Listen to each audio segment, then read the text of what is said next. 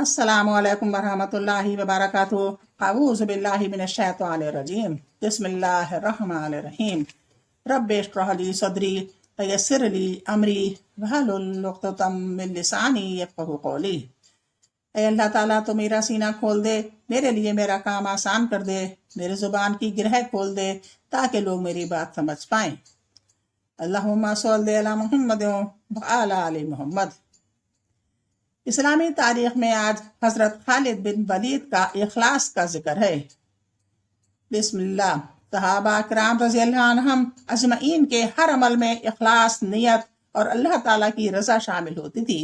इसलिए वो इखलास और अल्लाह की रज़ामंदी हासिल करने के लिए बड़े बड़े अहद कुर्बान कर दिया करते थे, बड़े बड़े ओहदे कुर्बान कर दिया करते थे। हज़रत खालिद बिन वलीद रज़ियल्लाहु अन्हु की माजूली इनके अखलास की बेहतरीन मिसाल है। जब हज़रत उमर रज़ियल्लाहु अन्हु ने मुल्की इंतज़ाम और बास दूसरी मसलहतों की वजह से इन्हें माजूल कर दिया और इनकी जगह हज़रत अबू उबैदा बिन जरहा रज़ियल्लाहु अन्हु को अमीर बना दिया, तो हज़रत खालिद बिन वलीद रज़ियल्लाहु अन्हु ने लोगों से फरमाया, तुम पर अमीरुल मोमिनीन हज़रत उमर रज़ियल्लाहु अन्हु ने इस शख्स को अमीर बनाया है जिसको रसूल अल्लाह सल्लल्लाहु अलैहि वसल्लम ने अमीनुल उम्मत का लक़ब दिया है। ये कहकर इमारत को इनके हवाले कर दिया। इस इखलास और वफादारी को देखकर हज़रत अबू उबैदा रज़ियल्लाहु अन्हु ने कहा कि मैंने रसूल अल्लाह सल्लल्लाहु अलैहि वसल्लम को ये फरमाते हुए सुना है कि खालिद अल्लाह की तलवारों में से एक तलवार है। हज़रत खालिद रज़ियल्लाहु अन्हु जिंदगी भर शहादत की आरजू करते रहे, मगर शहादत मुक़द्दर में नहीं थी। जब इनके इंतकाल का वक्त आया तो बिस्तर पर लेटे हुए फरमाया, जब मैं इंतकाल कर जाऊं तो मेरा घोड़ा और मेरे हथियारों को अल्लाह के लिए वक्फ कर देना। मुल्क शाम के हमसनामी शहर में 21 हिजरी में इनका इंतकाल हुआ। हुजूर सल्लल्लाहु अलैहि वसल्लम का मौजज़ा। हज़रत फातिमा रज़ियल्लाहु अन्हा के मुताल्लिक़ पेशन गोई। मर्ज़ुल वफ़ात में रसूल अल्लाह सल्लल्लाहु अलैहि वसल्लम ने हज़रत फातिमा रज़ियल्लाहु अन्हा को यह खबर दी कि मेरी वफ़ात के बाद मेरे अहलो अयाल में सबसे पहले तू आकर मुझसे मिलेगी। चुनांचे रसूल अल्लाह सल्लल्लाहु अलैहि वसल्लम की वफ़ात के बाद आपकी पेशन गोई के मुताबिक सबसे पहले हज़रत फातिमा रज़ियल्लाहु अन्हा की वफ़ात हुई। बुखारी 3716। एक फ़र्ज के बारे में। मस्जिद में दाखिल होने के लिए पाक होना। रसूल अल्लाह सल्लल्लाहु अलैहि वसल्लम ने फरमाया, किसी हाइज़ा औरत और किसी नापाक आदमी यानी के लिए मस्जिद में दाखिल होने के बिल्कुल इजाज़त नहीं है। अबू दाऊद 232। मस्जिद में दाखिल होने के लिए पाक होना ज़रूरी है। एक सुन्नत के बारे में। कपड़े पहनने की दुआ। रसूल अल्लाह सल्लल्लाहु अलैहि वसल्लम ने फरमाया, जो कोई कपड़ा पहने और ये दुआ पढ़े तो इसके अगले पिछले सब गुनाह माफ़ हो जाते हैं। दुआ ये है, अल्हम्दुलिल्लाहिल्लज़ी कसानी हाज़ा वरज़क़नीही मिन गैरी हौली मिन्नी वला कुव्वा। एक बार दुआ और, अल्हम्दुलिल्लाहिल्लज़ी कसानी हाज़ा वरज़क़नीही मिन गैरी हौली मिन्नी वला कुव्वा। अबू दाऊद 4023। एक अहम अमल की फजीलत, कुरान की तलावत करना। रसूल अल्लाह सल्लल्लाहु अलैहि वसल्लम ने फरमाया, कुरान शरीफ की तलावत किया करो, इसलिए कि क़यामत के दिन ये अपने साथी यानी पढ़ने वाले की शफाअत करेगा। मुस्लिम 1874। एक गुनाह के बारे में। ज़मीन में फसाद फैलाना। कुरान में अल्लाह ताला फरमाता है, बुलाशुबा वो लोग जो अल्लाह से पक्का अहद करने के बाद तोड़ डालते हैं और इन रिश्ते नातों को भी तोड़ डालते हैं जिनको अल्लाह ने जोड़े रखने का हुक्म दिया है, और ज़मीन में फसाद फैलाते फिरते हैं, तो ऐसे लोग बड़े खसारे वाले हैं। सूरह बकरा 27 आयत। दुनिया के बारे में। दुनिया मांगने वाला। कुरान में अल्लाह ताला फरमाता है, लोगों में से बाज़ ऐसे भी हैं जो कहते हैं कि हमारे परवरदिगार हमको जो कुछ देना हो दुनिया ही में दे दीजिए, तो इनको जो कुछ इन्होंने मांगा होगा वो दुनिया में ही मिल जाएगा और ऐसे शख्स को आखिरत में कुछ ना मिलेगा। सूरह बकरा 200 आयत। आखिरत के बारे में। कब्र का अजाब। रसूल अल्लाह सल्लल्लाहु अलैहि वसल्लम बनु नजार के बाग में तशरीफ ले गए। वहाँ चंद कब्रें थी। अचानक रसूल अल्लाह सल्लल्लाहु अलैहि वसल्लम का खच्चर بدر, खच्चर, बिदका, रसूल अल्लाह सल्लल्लाहु अलैहि वसल्लम ने फरमाया मुर्दों को अजाब दिया जा रहा है. इसी की आवाज से ये बिदका है. अगर ये डर ना होता कि तुम मुर्दों को दफन करना छोड़ दोगे तो मैं तुम्हें भी वो आवाज सुनवा देता. मुस्लिम 7213. तिब नब्बी से इलाज, जिस्म के दर्द का इलाज. हजरत उस्मान बिन अबी आस रज़ियल्लाहु अन्हु ने रसूलुल्लाह सल्लल्लाहु अलैहि वसल्लम की खिदमत में हाजिर होकर अपने जिस्म के दर्द को बताया तो रसूलुल्लाह सल्लल्लाहु अलैहि वसल्लम ने फरमाया जहां दर्द होता हो वहां हाथ रखकर 3 बार बिस्मिल्लाह और 7 मर्तबा ये दुआ पढ़ो. औज़ु बिल्लाहि व कुदरतिही मिन शर्रि मा अजिदु औ हाज़िर. एक बार दुआ और सुन लें. औज़ु बिल्लाहि व कुदरतिही मिन शर्रि मा अजिदु औ हाज़िर.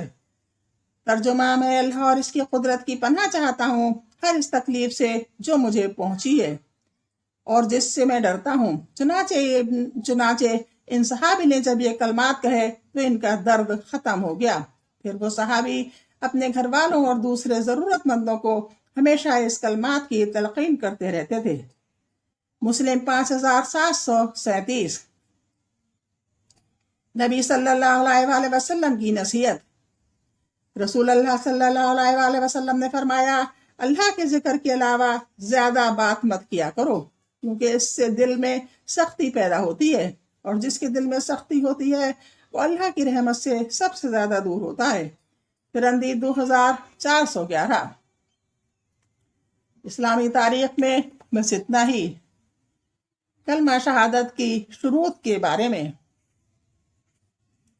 कलमा शहादत के शरायत व लवाजिम. यहाँ एक सवाल पैदा होता है कि क्या महज जुबानी इकरार से शहादत सही व मोतबर होगी वह अमल कैसा भी हो जैसा कि बास लोगों का ख्याल है. तो इसका जवाब यह है कि यह ख्याल गलत और जहालत पर मुबनी है क्योंकि कलमा शहादत मुजर्रद एक कलमा ही नहीं है जिसे जुबान से अदा कर लिया जाए बल्कि इसका एक अजीम मफहूम है जिसका तहक्कुक भी जरूरी है. यानी जब कोई शख्स कलमा पढ़े तो साथ ही साथ इसके मतलब को दिल की गहराइयों से तस्लीम करते हुए इसके तकाज़ों को पूरा करे. जिसके मायने तमाम अमूर से इज्तिनाब करे ऐसी सूरत में वो हकीकी मुसलमान होगा. जिसके मुनाफी जो इसके खिलाफ जितनी भी तमाम चीजें हो उससे इज्तिनाब करे उससे रुक जाए ऐसी सूरत में वो हकीकी मुसलमान होगा और इसकी जान व माल के लिए हुर्मत साबित होगी. वरना बिला मार्फत व अमल कलमा बिला मार्फत व अमल कलमा शहादत का जुबानी इकरार किसी भी हालत में नफा बख्श नहीं होगा. बिनाबरी शहादत की सेहत के लिए मदरजा झेल 6 अमूर लाजमी है. सारी बातें खालिस अल्लाह के लिए करना यानी बंदे की नमाज, रोजा, दुआ, फरियाद, नजर मन्नत, ज़िबहा, कुर्बानी और दीगर इबादतें खालिस अल्लाह के लिए हों. अगर इन इबादतों का मामूली हिस्सा भी गैर हलाक अल्लाह के लिए हुआ वो कोई भी हो तो इसकी शहादत गैर मुतबर हो जाएगी. वो तौहीद परस्त नहीं बल्कि मुशरिक होगा जैसा कि अल्लाह ताला का इरशाद है. मतलब है और तुम्हारे रब ने यह फैसला किया है कि तुम लोग सिर्फ इसी की इबादत करो. और यही कलमा ला इलाहा इल्लल्लाह का मतलब है. नेज़ तमाम उलमा किराम का इस बात पर इत्तेफाक है कि कलमा शहादत पढ़ने के बाद अगर कोई शख्स अल्लाह के साथ किसी को शरीक ठहराता है तो इससे लड़ाई की जाएगी यहाँ तक कि वो तौहीद को बजा लाए. अल्लाह और रसूल की खबर दी हुई तमाम गैबी बातों पर ईमान लाना. पर शहादत के तहक्कुक के लिए जन्नत व जहन्नम, आसमानी किताब, अंबिया और रसूल, यौम आखिरत, भली और बुरी तकदीर और दीगर उमूर गैब पर ईमान लाना जरूरी है. अल्लाह के अलावा तमाम बातिल माबूदों का इनकार करना जैसा कि मुस्लिम शरीफ में इरशाद बारी ताला है. मतलब है जिस शख्स ने कलमा ला इलाहा इल्लल्लाह पढ़ा और अल्लाह ताला के सिवा तमाम बातिल माबूदों का इनकार किया तो इसकी जान और माल के लिए हुर्मत साबित हो गई और इसका हिसाब व किताब अल्लाह के सुपुर्द है. बस इस हदीस शरीफ में नबी करीम सल्लल्लाहु अलैहि वसल्लम ने जान और माल की असमत और हुर्मत 2 चीजों पर मौलिक व मशरूत करार दिया है. पहली कलमा शहादत का इकरार और दूसरी तमाम बातिल माबूदों की इबादत का इनकार.